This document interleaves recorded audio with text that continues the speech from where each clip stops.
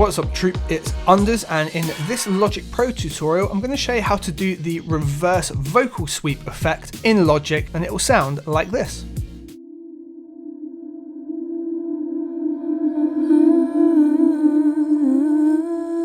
Today's tutorial is sponsored by DistroKid. DistroKid is a digital music distributor. They get your music out to all of the major streaming platforms. If you would like to release your music at a price an independent artist can easily afford, check the description for a discount on your first year today. So let's have a look at how we can make these reverse vocal effects. I'm going to show you a couple of different ways to do it. What I like to do is blend a couple of the different ones together, maybe pan them left and right and give yourselves a different feel. So in this track here, I want kind of a reverse vocal to come into this first part just here. So we're going to utilize that as our source for making it. Now, so I don't mess anything up in my track, because we're going to need some spare channels, I tend to just go to bottom one like so and do Command D, or you can just go up here and just add yourself an audio channel. It can be useful as well to add two, and then we can dispose of anything that we need. So we've now got two spare channels, and I'm going to copy this down here so we can utilize it and then delete it later if we don't need it. So there's a couple of ways we can do this. The very first one is having the piece of audio like it is and just keeping it running forward and putting something like a reverb on it. Space Designer is a really good choice for this. So if we go into our effects and scroll down to reverb, and we can pick ourselves up Space Designer. Now at the minute it says mono or mono to stereo, and this is because it's a single track audio recording. I find this effect nicer if it's in stereo. So we're going to go mono to stereo, and we're going to take the dry signal all the way down, and we're just going to test play it back, because we don't want to just put the wet signal straight up to 0 because it'll often distort. So that's plenty of signal there, like peaking at -7.1. Now we can change the IR to whatever we like, the IR being the impulse response. So if we go up here, and let's say I want a really large space, I want this to be quite a long sweeping reverb. Let's go large spaces, halls, and let's take something with a relatively long time. Let's take the Abbey.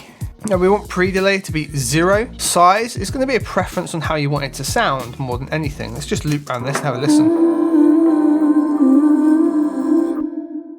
Yeah, so that tails off for ages. That's perfect. We want to take the dry back out again, because that came back in when we changed the preset. And what we want to do from here is we're going to bounce that out as just that wet signal, but it's being fed by that initial bit of audio. So what we can do, an easy way to do this, make sure we've got loop off, right click on the piece of audio, bounce and join, bounce in place, and we're going to call this SD for Space Designer, and we're going to call it to Rev Vox, because we're going to reverse the vocal. Destination, new track. I just new track everything, and then I can move it all if need be. It just helps me keep a track of all the bits we're going to print here. Source we want to leave. We definitely don't want to bypass the effect. We want the effect in place. We need the included audio tail, otherwise it will just chop off at the end of the audio, and the rest is fine. Overload protection only or normalize, boom. Okay, so now we've got this really long piece of audio, and it's got SD2 Rev Vox. We know what it's going to be, and if we play it,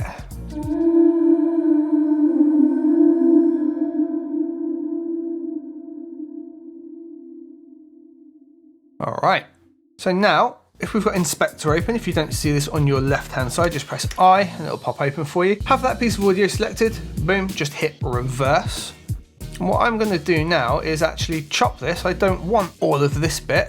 I'm just going to roll it back to approximately there. We're going to have to test it and see how it works. I'm going to take the audio tail down as well. And we're going to put two little fades in, just by going up to the top right-hand corner. See the icon change? Just pop a little fade just in there. We're going to move this up here, and we're going to pop it in front of that vocal sweep. Now, for me, this happens right at the start of my track, and I want to sweep into it. If I go up here to this little arrow, I can extend beyond bar 1, and I can just pop it in there. We're going to zoom ourselves right in, just using Option and the mouse wheel, and I mean, we've landed that pretty much bang on where we want it to be, right? So let's just have a little listen now to what we've created and see if it does the result we're after.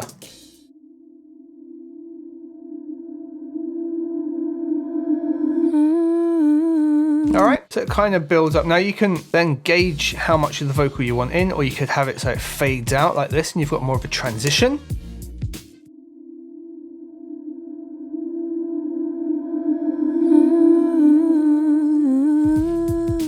however you want to do it. You can line it up so it's exactly phase and everything as well. So it'd be more like this, and then fade it right out.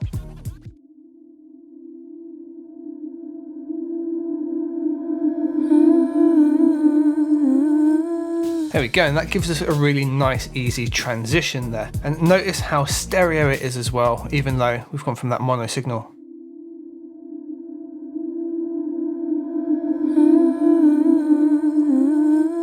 All right, so the other way to do this is to get the kind of coming into it vocal, and we're going to do that. So I'm going to bring our piece of audio down to that other blank audio channel I made, and this time we're going to put a delay on it instead, and I'm going to use the tape delay. So what I want to do this time is I want to reverse the original piece of audio, so we're going to reverse that as well. Boop, just like we did before with the bounced out part. I want to take the output down and just have the wet signal, and we'll put that up a little bit. And we just need to dial this in however long we want it to repeat for and what kind of rhythm we want it to repeat on.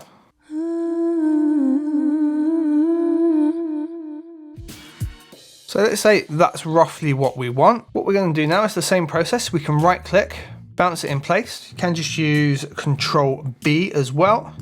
And we're going to call this delay vox to rev, new track, all that jazz. All right, so now we've got this.